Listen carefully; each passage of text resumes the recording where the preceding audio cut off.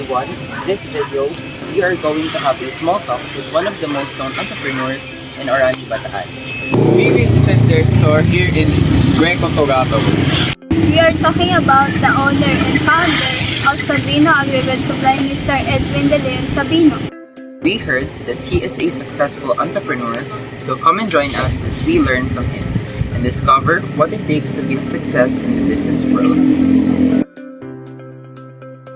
Good afternoon po, Sir Edwin, and first of all, we would like to thank you po for taking the time to participate in this interview and to talk with us po. In this interview, we've prepared 6 questions for you to answer. So, before we start with the proper questions, we will be having some warm-up questions muna po.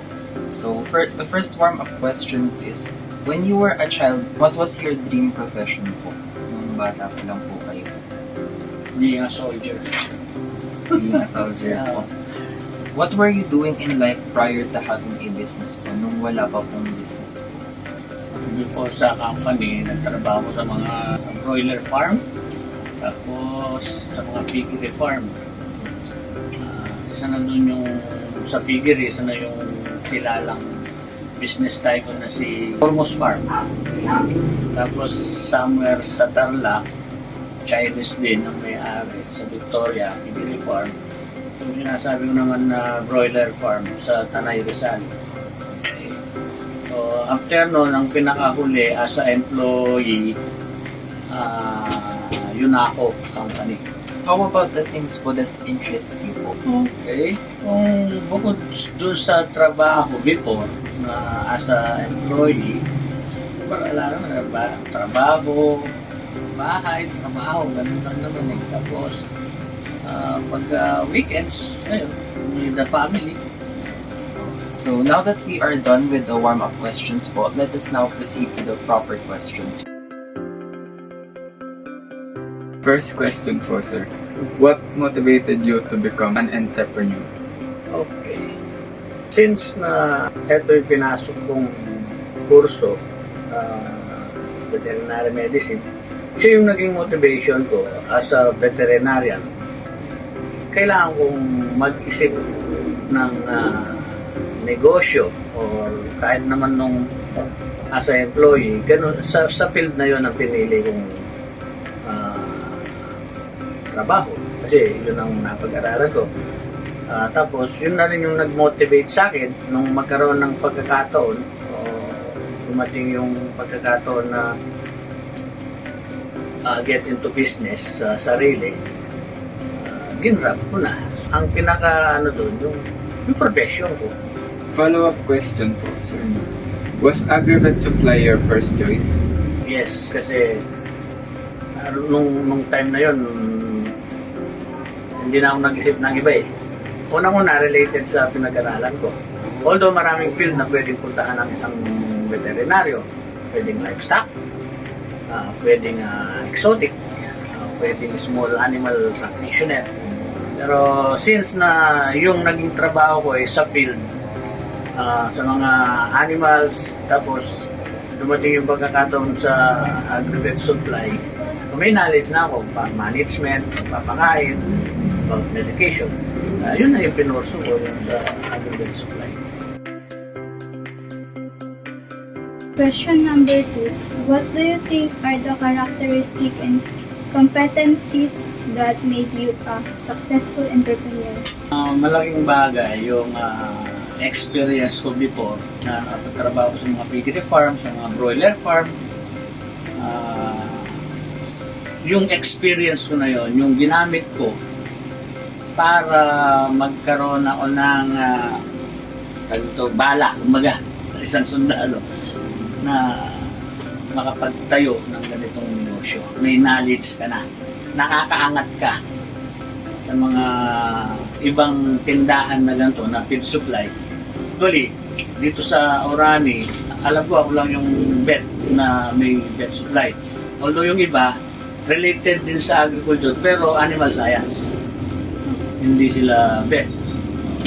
Which is pwede rin naman.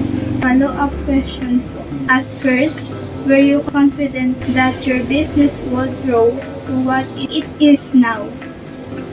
Oo naman. confident naman ako doon. Kasi nga, unang-una nga, yun yung pinag-aralan ko.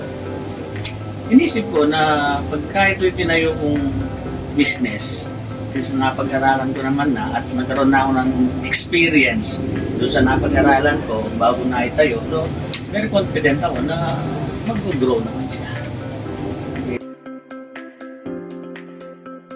Aside from the business that you have now, what other businesses are you interested in? Okay.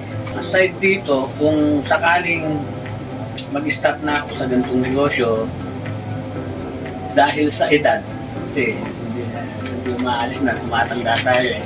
O pagka nag-settle ka na, babalikan ko farming.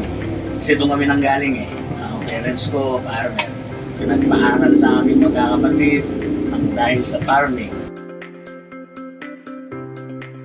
Question number 4 po. Okay. What do you think of being employed and why didn't you choose that path? Okay. Sabi ko nga kanina, nagtrabaho din ako as a employee sa mga company, sa mga farms. Ayun yung unang trabaho kung saan ako nag-start sa ganitong sa aking napag-aralan as a veterinary. Nagsimula muna ako sa pagtatrabaho sa mga farm bago ako napunta sa ganitong business. Who are your top 3 entrepreneur role models? Why do you want to be like them? Ang role model ko bilang entrepreneur at itself, magulang ko. Sa pagpa-farming nila, siyempre, negosyo na rin yun eh, farming, paalay, benta. So, sa pansarili nila, ano na rin sila, entrepreneur na rin, di ba? How much do you love your job? Mahal ko kung ano yung kalagayan ko ngayon, kung ano yung naging trabaho ko, mahal ko to. Sa pagmamahal na yon sa ginagawa ko, sa bilang sa trabaho ko, lagi ko hanggang sa tumanda ako, nandito na ako. Ganon ko mahal kung ano yung ginagawa ko ngayon. Do you have any message po or advice for those who are considering establishing their businesses po? Any message or advice? Okay. Bilang sa inyo, estudyante, kahit anong larangan pa yan na kurso, pagpursigihan nyo makatapos muna. Okay? Pag nakatapos kayo, doon na kayo mag-iisip kung anong larangan ang papasukan nyo na akma naman doon sa napag-aralan nyo. Okay? Pag-isipan nyo mabuti bago nyo pasukin yung bagay na yon.